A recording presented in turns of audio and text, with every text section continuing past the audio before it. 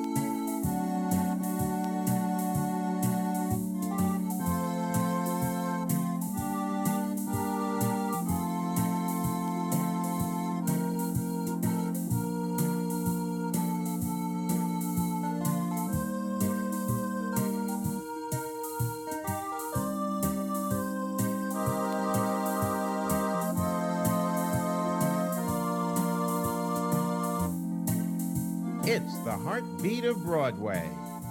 Your Heart Association, together with this station, presents The Heartbeat of Broadway. Stories of the heartaches and headaches in bringing some of the top musical productions of all time to triumph on Broadway, as told by the show people who helped make theater history.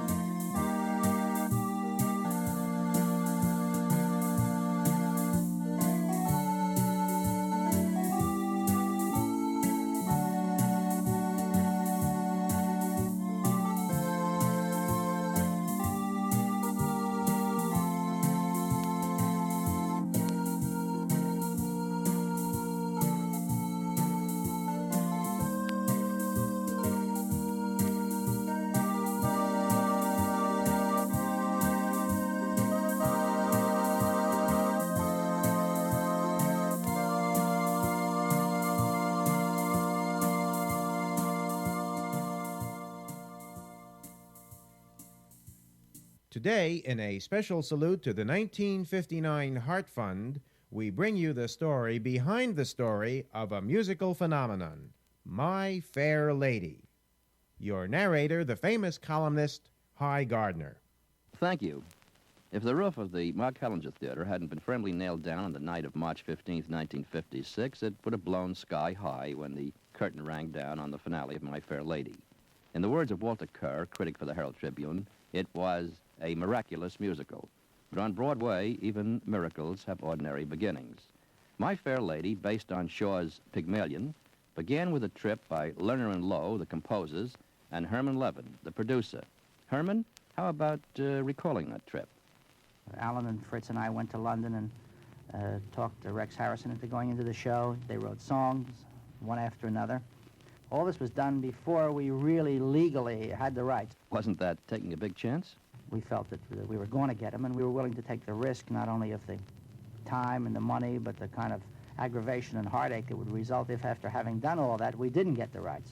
Once the rights were secured, the show went into production, a musical starring Rex Harrison, who had never appeared before in a musical.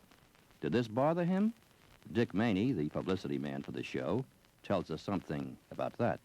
The only alarms Rex had was to go out there and face 30 musicians, something he'd never done before in his life. You know, that chilled his blood. But he has a great sense of rhythm, which was his salvation. And no one complains about the fact that he can't sing. Now half the actors in America are in the bathroom practicing singing. Most of them can't sing a note. How come that Rex Harrison, with no singing experience, was willing to take this chance? There's only one man who can really answer that. What about it, Rex? Well, it was Shaw's Pygmalion that attracted me in the first instance. About appearing in a musical, I felt very doubtful because, as I should think a great number of people know, now I can't sing. The idea amused me, and I always thought that Henry Higgins was a good part for me, and I thought I'd tackle it and see what came out.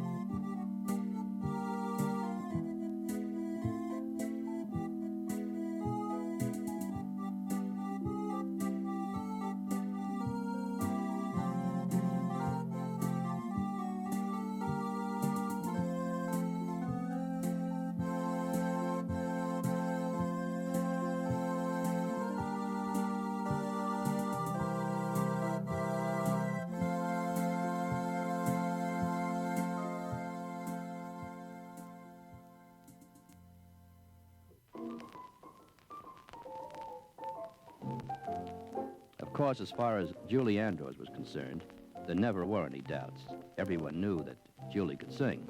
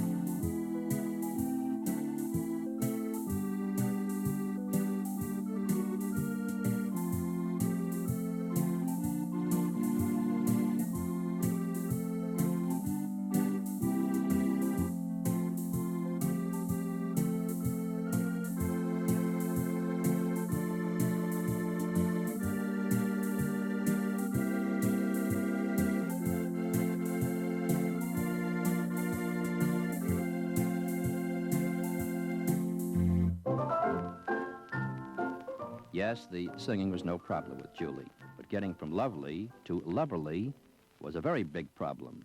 Julie, how did you ever learn to speak like a Cockney? I got in touch with a man called Mr. Alfred Dixon, and he is a phonetics professor of the present day, rather like Professor Higgins. And it was very strange because whereas Professor Higgins in the play teaches Eliza to become a lady, poor Mr. Dixon was trying to teach me to become a Cockney, and it was rather a hard job. Oh, he drew huge diagrams on a blackboard and explained to me the sounds and breathing and that sort of thing. But when we finally got down to it, it was a question of A becomes I and O becomes ow and that sort of thing.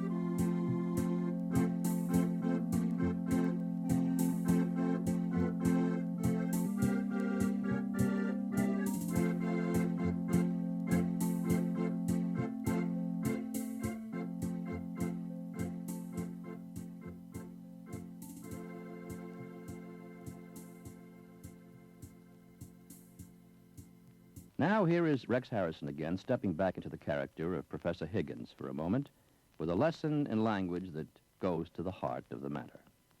England and America share the same language, but there are some differences. For example, your radio is our wireless. Your suspenders are our braces. But when it comes to the heart, well, the word is the same on both sides of the Atlantic. And the diseases that affect the heart are the same, too. We're all well aware that heart disease is a universal affliction.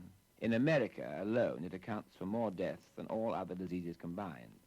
And we also know that only through medical science, through the unceasing work of heart research, will the mysteries of heart disease be solved. But whether you call it dollars or pounds, shillings or quarters, heart research is costly, and the job calls for our wholehearted and generous support. You might say, let's get started. I say, let's get cracking. But however we say it, the meaning is clear. Join the fight against heart disease by giving to your heart association, and help your heart fund help your heart.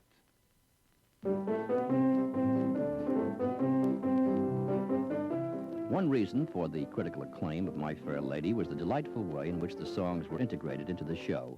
Stanley Holloway, who plays Eliza Doolittle's father, tells us about that. All the lyrics of the songs come directly out of the dialogue. And even with a little bit of luck, my own song, it followed on a dialogue scene, and I say to my two cronies, Eliza, she'll be good for half a crown. Sure enough, when she comes on stage, I do eventually touch her for half a crown. I say to the boys, I told you not to go home, boys. It's just faith, hope, and a little bit of luck.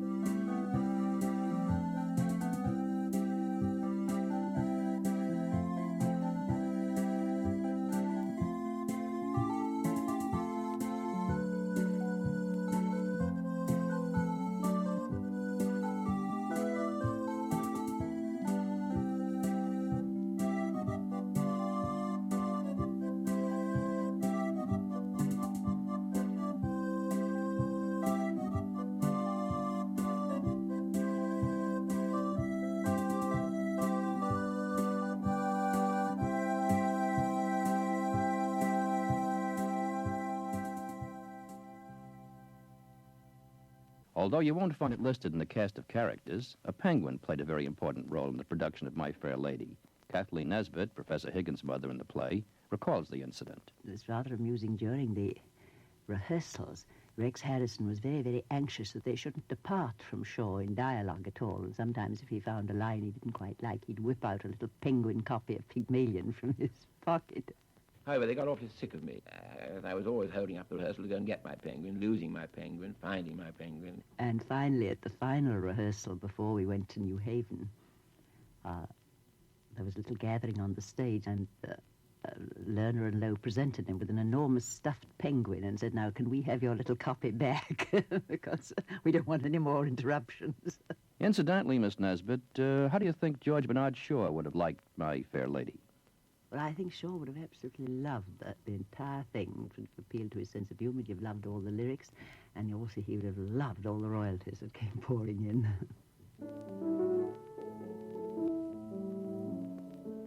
One of the most thrilling moments in My Fair Lady is Rex Harrison's closing number, when he takes complete command of the stage and, in dialogue and song, explains his feelings.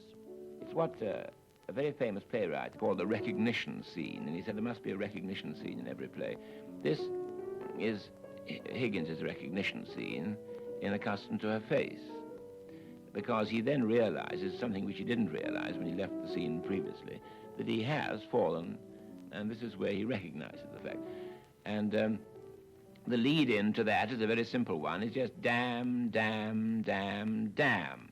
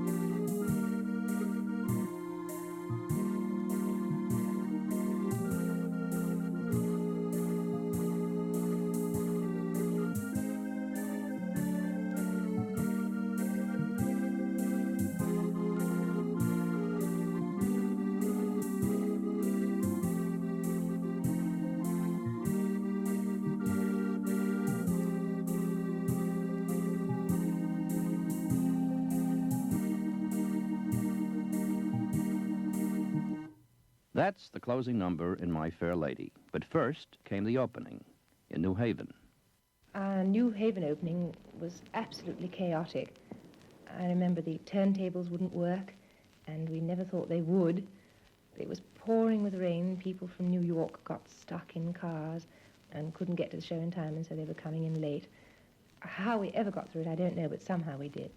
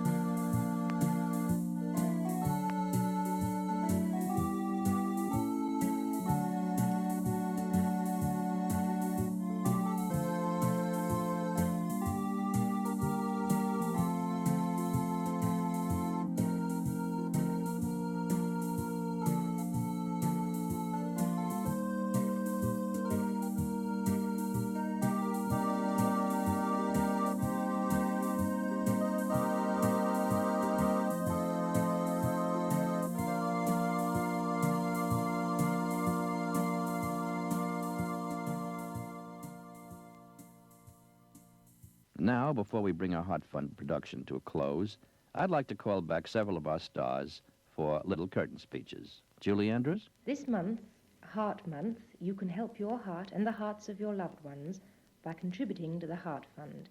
Your dollars will help medical science speed up research, education, and community services where you live. Remember, the best way to fight heart disease is through your Heart Fund. Stanley Holloway? I'm very glad to have taken part in this broadcast for the Heart Fund, and I can wish it every possible success. And one way to ensure that success is for all of you folks listening in to contribute generously to your Heart Association. This is Hy Gardner thanking the members of My Fair Lady for bringing us the story behind the story of that memorable musical. And to emphasize again the main theme of the day. When you help your Heart Fund, you help your heart. Good luck now.